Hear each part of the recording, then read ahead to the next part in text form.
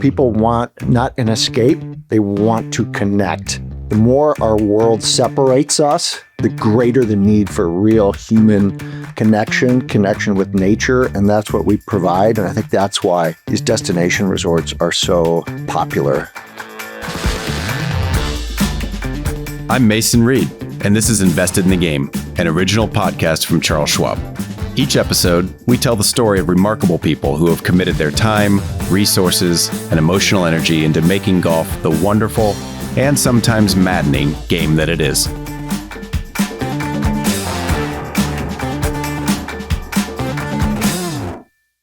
Hello, Invested in the Game listeners. On today's episode, we're speaking with Michael Keiser Jr. If you've ever thought about a golf trip, or doing so in the near future, you're likely thinking about going to one of the properties he's developed. Michael is the guy when it comes to building destination golf, including Sand Valley in Wisconsin, Rodeo Dunes in Colorado, Wild Spring Dunes in Texas, and Old Shores in Florida. Michael's been around golf his whole life, from early days of golfing with his dad, Mike Keiser, who famously built Bandon Dunes, to working at Barn Boogle, to breaking out on his own 10 years ago. What's interesting about Michael is he's not just carrying on the family business. Instead, he's bringing new and creative ways to think about golf destinations, golf development, and how we can continue to use golf as a way to forge human connection. I hope you enjoy the conversation with Michael as much as I did.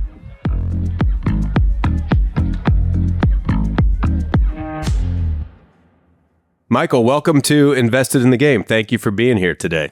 Thanks for having me. You have a tremendous amount going on right now in the world of golf, and I want to talk about some of that. But before we get to that, I always like to start about how you got introduced to the game of golf and what some of your earliest memories are of it. I got introduced to the game by my dad, Mike Keiser, who's also a golf course developer who you know.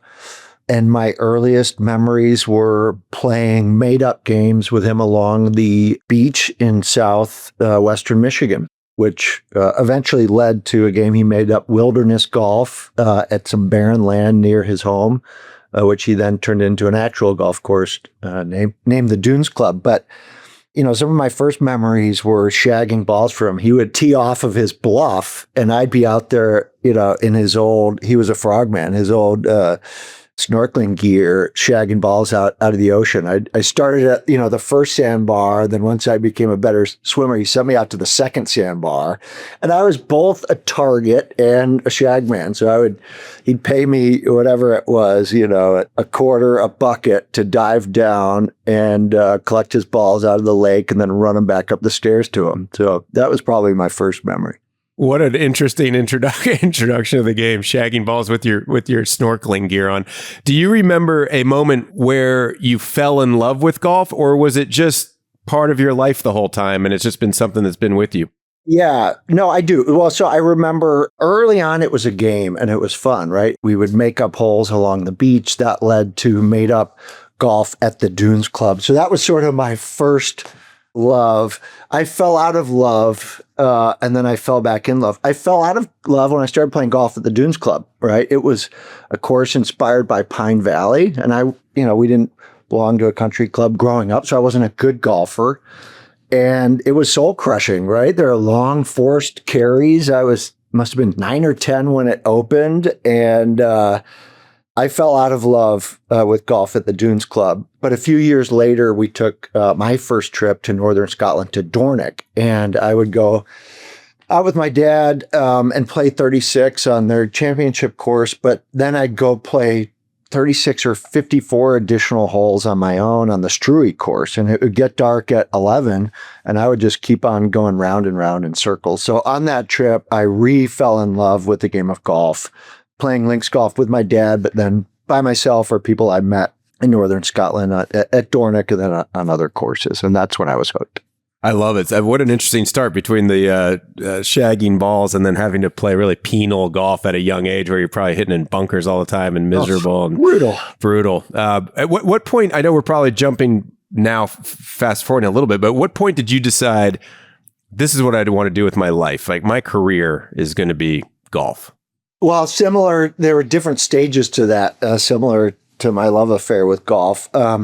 Graduating college in California, I had no idea what I wanted to do. So I chose a career in golf because it was familiar. I, had worked out at Bandon Dunes in 99 when it opened, and I caddied out there, and I worked at golf courses in high school and college around Chicago. So I was familiar with that. There was an opportunity to go work for Richard Sattler in Tasmania, Australia, and it seemed like a great adventure. And I could marry working around the clock, which I love to do. And I got into a little kite surfing down there as well. And that's pretty much all I did for a year. During that year, I realized I wasn't very good at, operations and wasn't that passionate about it. But I became really interested in the development side of the business. Richard Sattler was a developer. He had developed hotels in Hobart, and he became a mentor. And I decided I want to do this. I want to develop a resort like him and like what my dad's done at Bandon. So when I moved back to Chicago, I decided to go into the business, but by way of learning the nuts and bolts of what it takes to develop something. So I worked for a company called Structured Development in Chicago, and we developed mixed-use buildings. It was a small entrepreneurial firm that was growing, and it was just this wonderful creative group of people that I got to learn from. So it was really in Australia that I decided I could see myself doing this. I liked building things. I liked watching Richard and Sally and their family build things, and I wanted to do that too. So that in Australia is when I decided to make a career of it, even though I didn't go immediately into the golf side of it. It's probably difficult, I'm assuming, I don't want to put words in your mouth, to chart your own path when your dad had some of the success and notoriety with Bandon and beyond. But are we getting to a point, and years and years later, after you've worked on Sand Valley and other things, that it's like, you feel like you're your own guy, or maybe not you, do others just now treat you as your own guy? Like how does that work? And has that been hard on you, or has that been exciting and something you embrace? No, it's been something I think, my dad must have, he knew me well enough to know that day would come. And I think it felt inevitable. When we started Sand Valley, the goal was always for me to sort of, take over more and more as time went on. And my brother and I bought him out in 2018. So even after we took over that business, people still sort of perceived us as a family business or his involvement. So that was hard. But look, now that I've started new properties on my own, I think that connection is gone and that it feels really good. I'm an enormous fan of his and admire what he's done tremendously, and I'm inspired by it. But it's nice to be able to, put my own vision into the ground. And those early years at Sand Valley, there was some tension because we had shared values, but different visions, right? And I think you could see that at Sand Valley. It has a lot in common with Bandon, but it's also very different. And if you look at courses like Sandbox and Lido, and now a place like Rodeo Dunes is very different than the golf courses that he's built. So it's fun to now have complete, creative control over my vision and to be surrounded by a great team who helps contribute to that vision and execute it. So it's a little bit of torch passing, but not passing the entire thing and saying, now you do the same exact thing that's been done before you. It's like a half torch. I may have just grabbed the torch and ran. I don't know if he was ready to pass it yet. Yeah, I'll take that. I'm good. We're good. Joking aside, I think he wanted a scion who would sort of take the torch when he passed, which I hope is in a very long time. I wasn't willing to wait, so I figured I'm just going to go out and start these things and get them going. So that's sort of how it happened. Hey, well, as a father with a son, I imagine that's a more interesting, cooler, amazing thing to be able to start something and then see someone take it but make it their own. I have to imagine that is a huge source of pride of his. And now he's like, I don't know, ask Michael. I don't know. That's his. I'm not going to answer that. I'll let that. Yeah, well, we can ask him someday. Let's talk about destination golf. You're at the tip of this. I think when people think today about destination golf, they automatically think about you and your courses.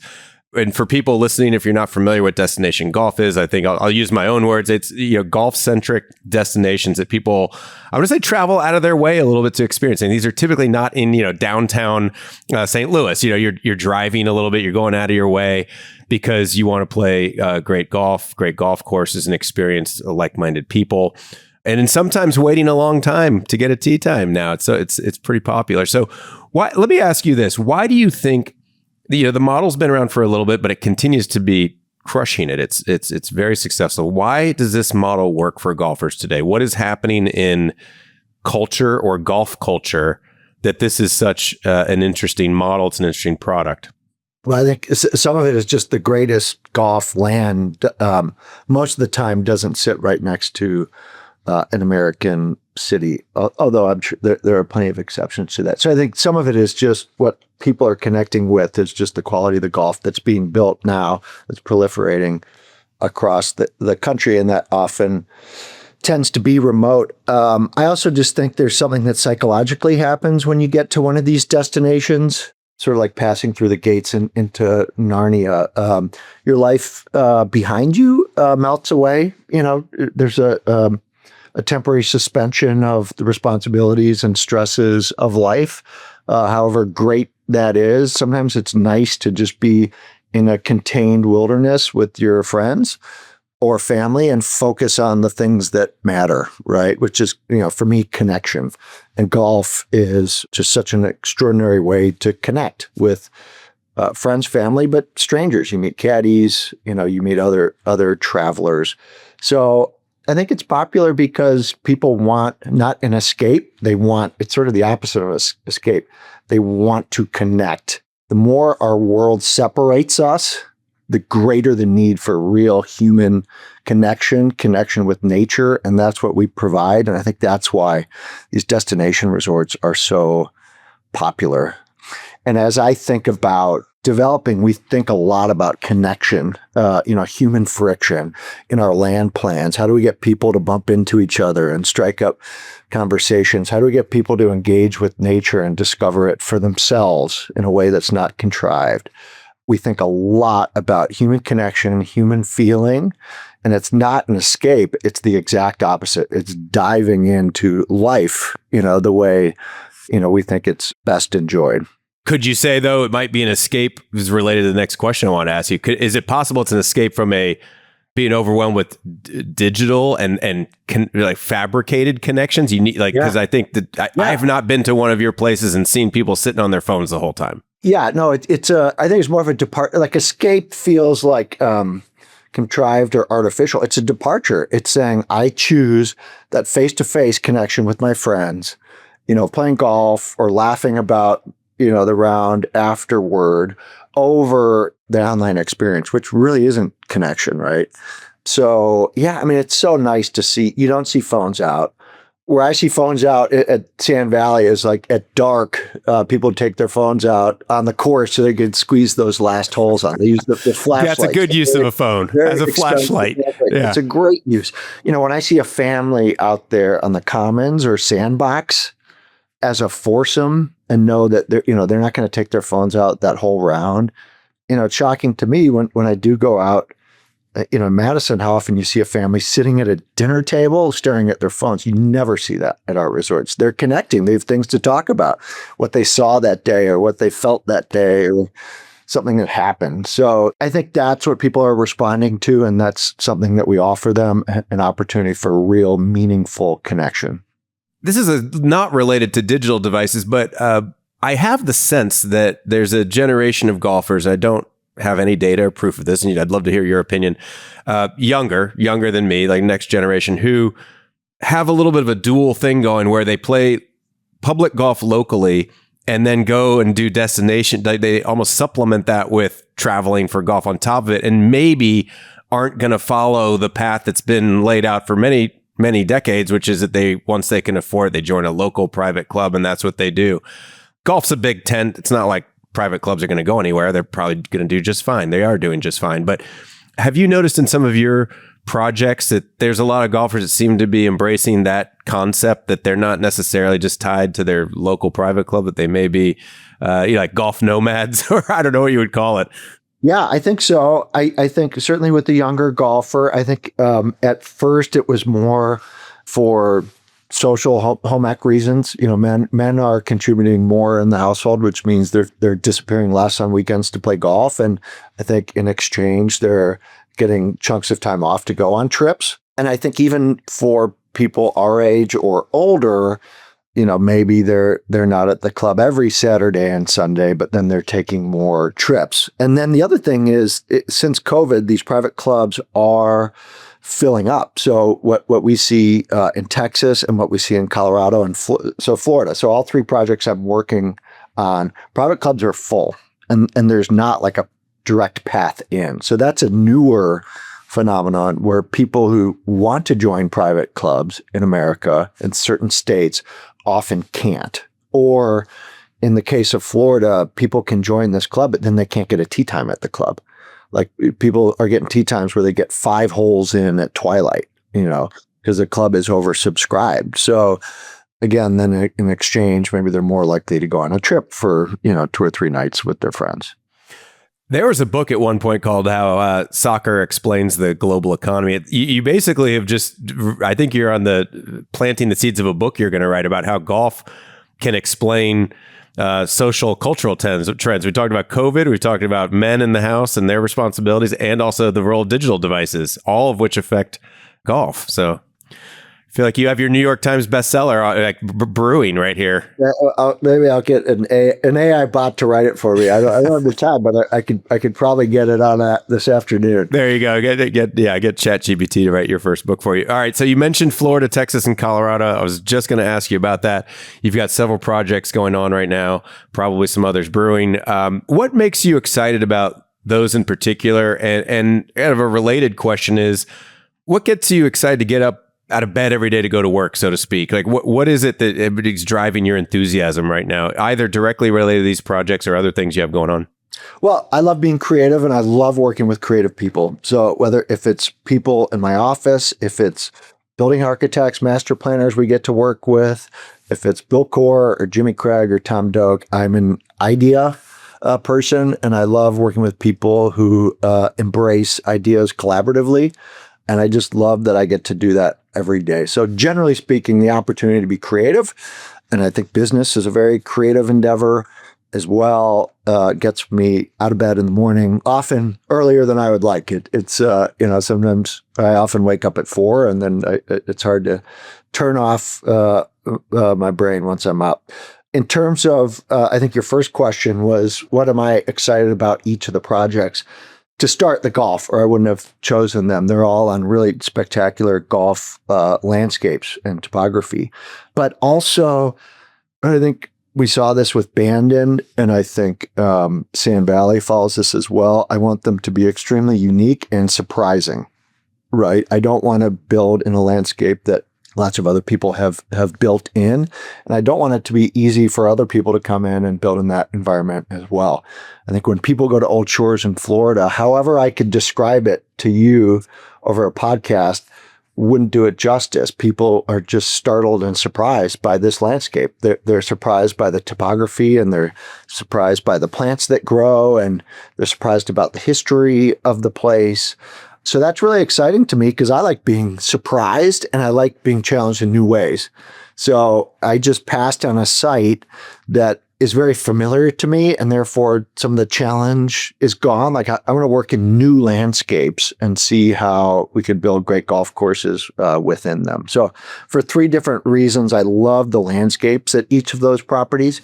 I'm also excited about the communities that we're building. Our properties early on will feel a lot like a resort with transient guests, but we're building these urban walkable hamlets modeled after my favorite places that I've been able to visit in Scotland and Ireland.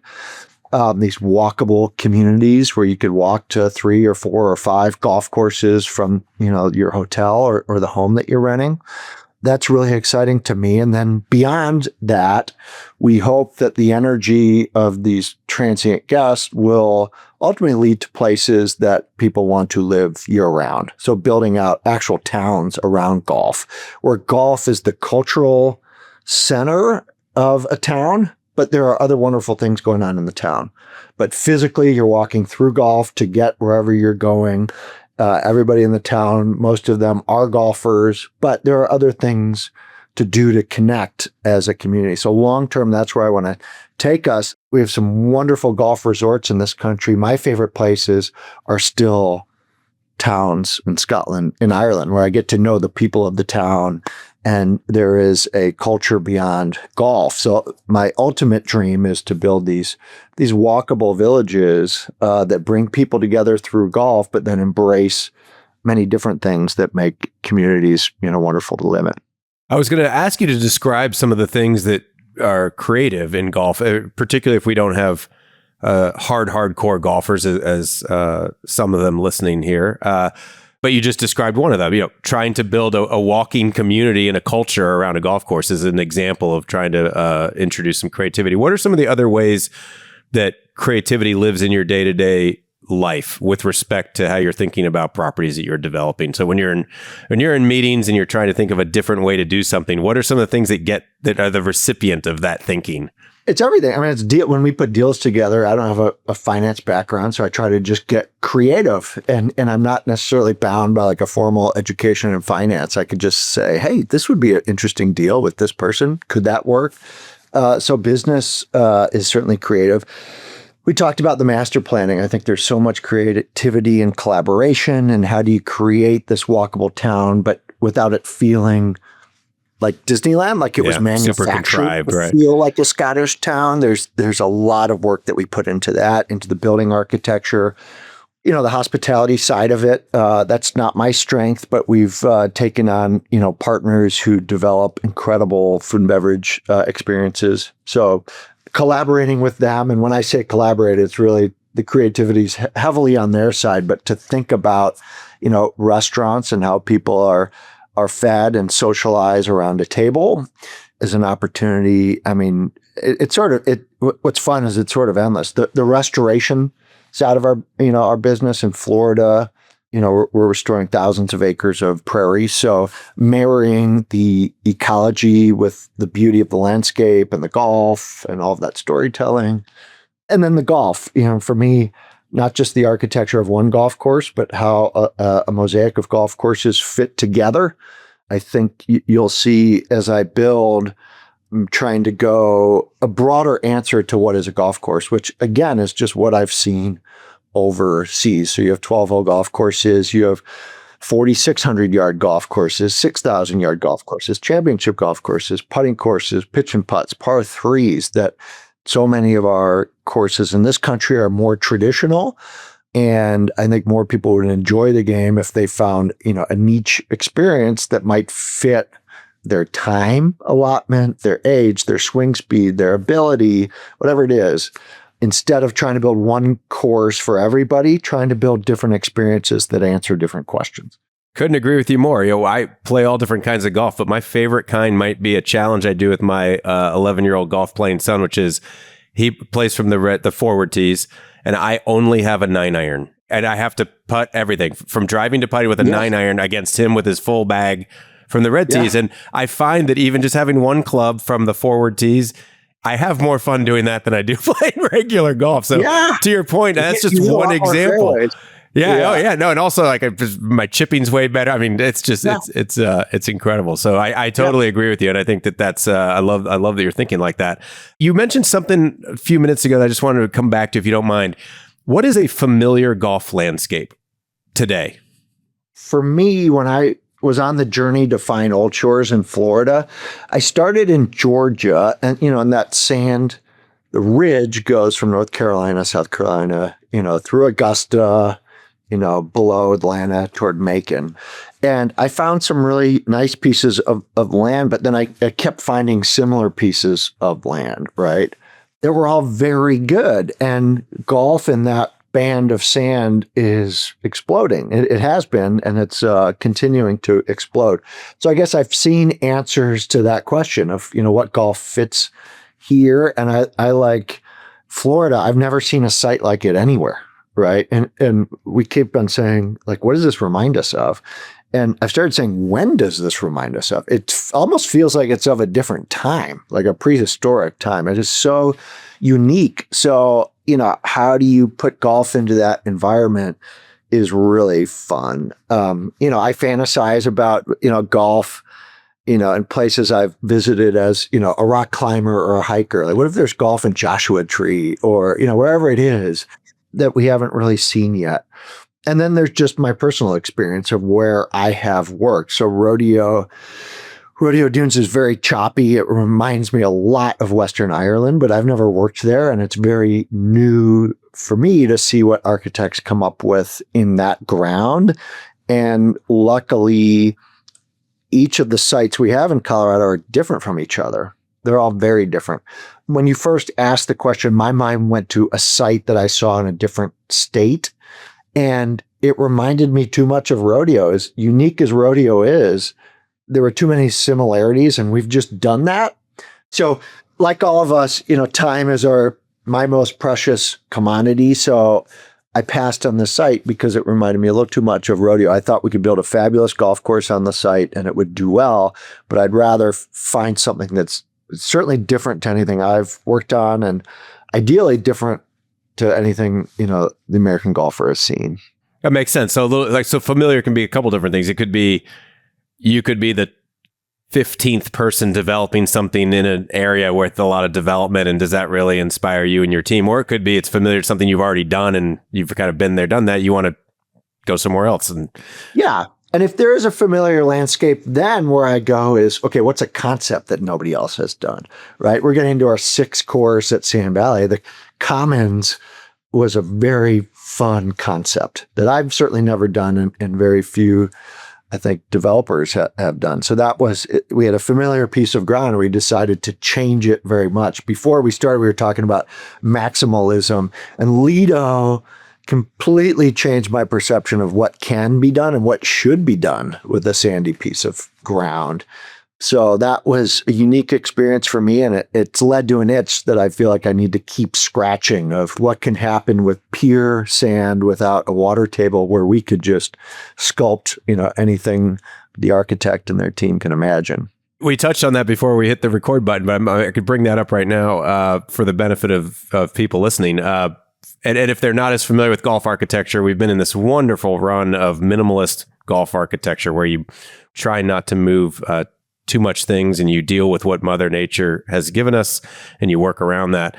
And that's really been, for a lot of people, the golf architecture zeitgeist for quite a while. But you're seeing little things pop up here and there where maybe thoughtful moving of dirt might be okay. And at the end of the day, you just want people to have fun and connect. You just said it's about connections. And so if you can connect on a course where dirt has been moved by bulldozers, is that okay?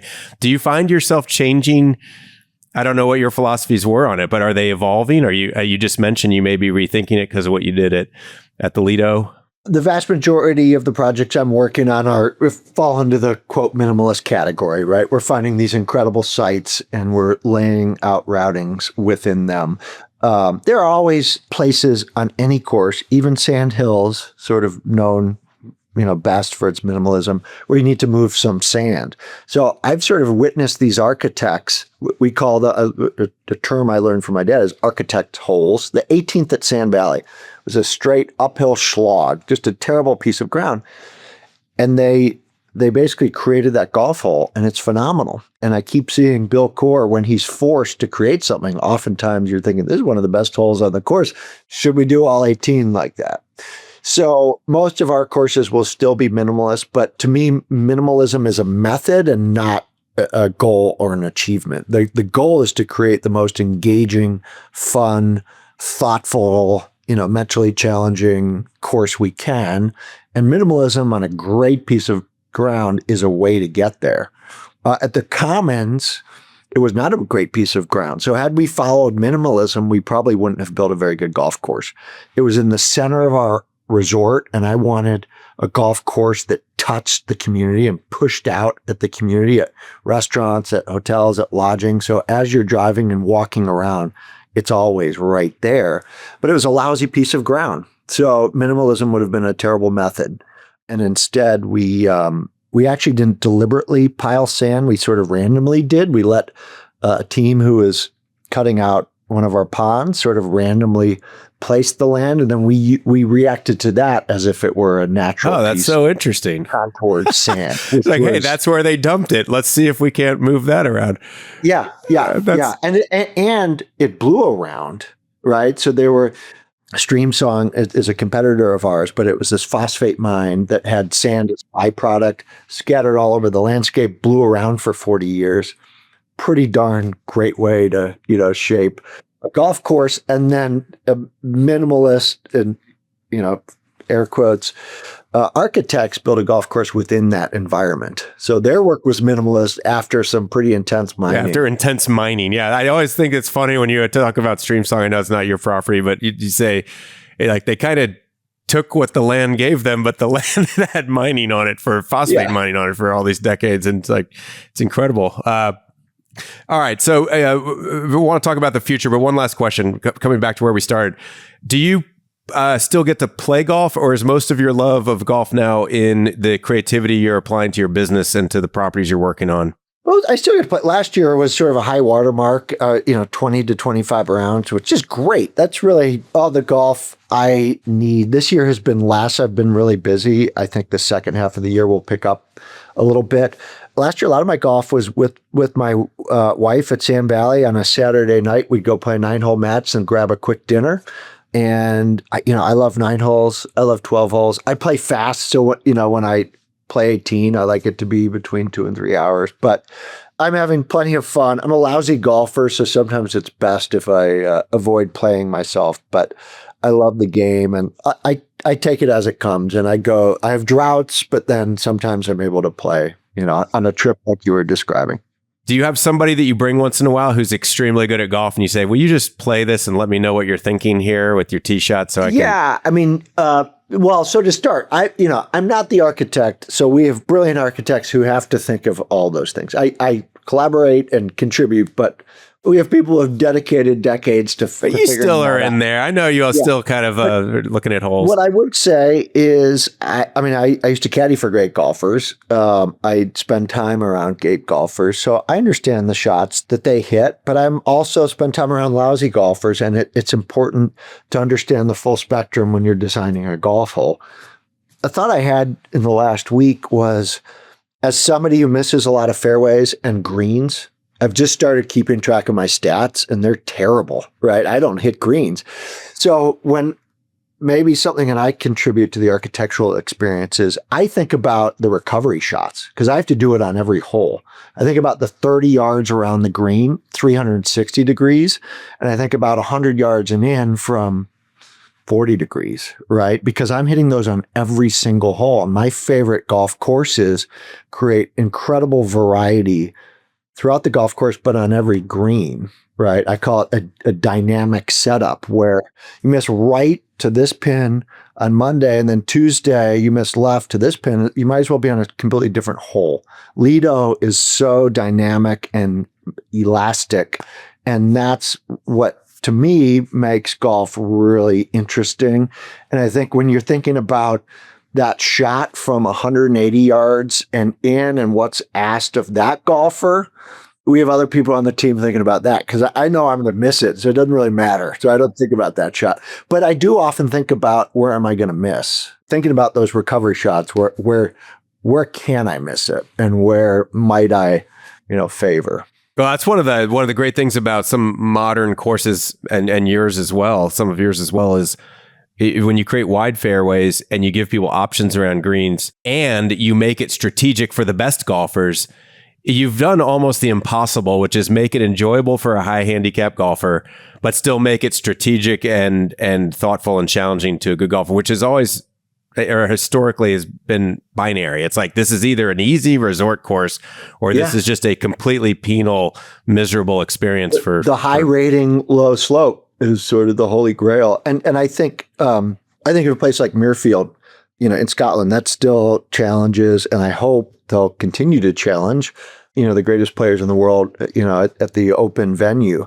But as a lousy golfer, I feel like I could, punt it around and do okay. And that's what we're trying to do. We want to challenge you. I know you're a good golfer, but we don't want to make the lousy golfers task too much harder than what they're already doing to themselves.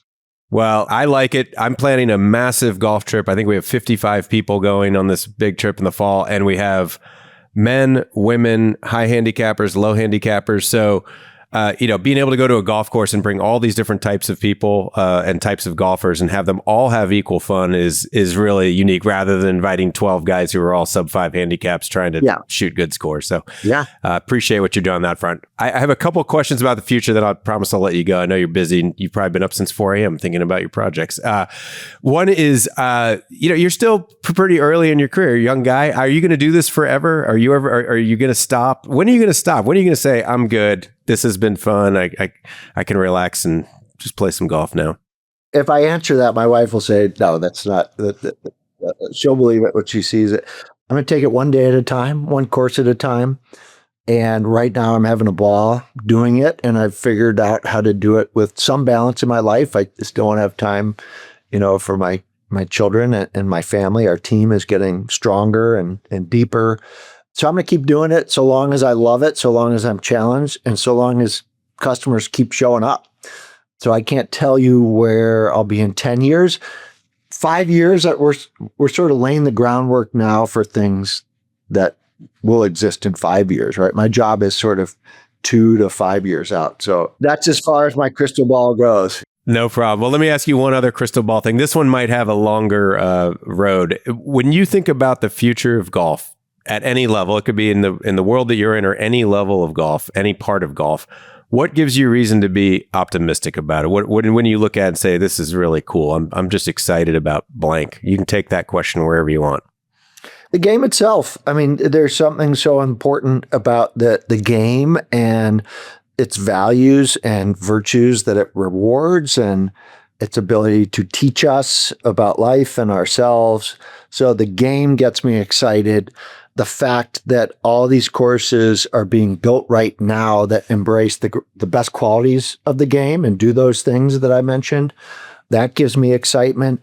The fact that you look around and see people playing it, that they're interested in those things, that gives me excitement. Here in Madison, when you go, to our 4 municipal golf courses, there's young people playing golf. There's kids playing golf with their parents. There's college kids playing, right? And there's retirees playing. So I think right now, everything about the game is exciting. I think it's going in a wonderful direction.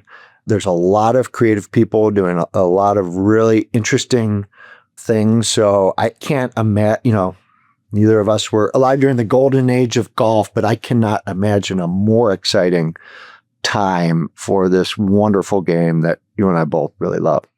Oh man, I don't know. I don't really want to add on to that other than I violently agree. There was a point not that long ago where it felt like people were down on golf, or they thought it was something of the past. And it has completely, if there was any truth to that, it's certainly out the window now. And I think what everybody sees, what you're seeing too, is you see young people and all different types of golf courses are thriving. Seems like good time if you're into it. So anyway, Michael, very much appreciate your time today. I know you're busy, and I appreciate you spending some time with us. And thanks for all you've done to expand golf and all the things that are coming in the future. Appreciate it, and good luck with all the endeavors.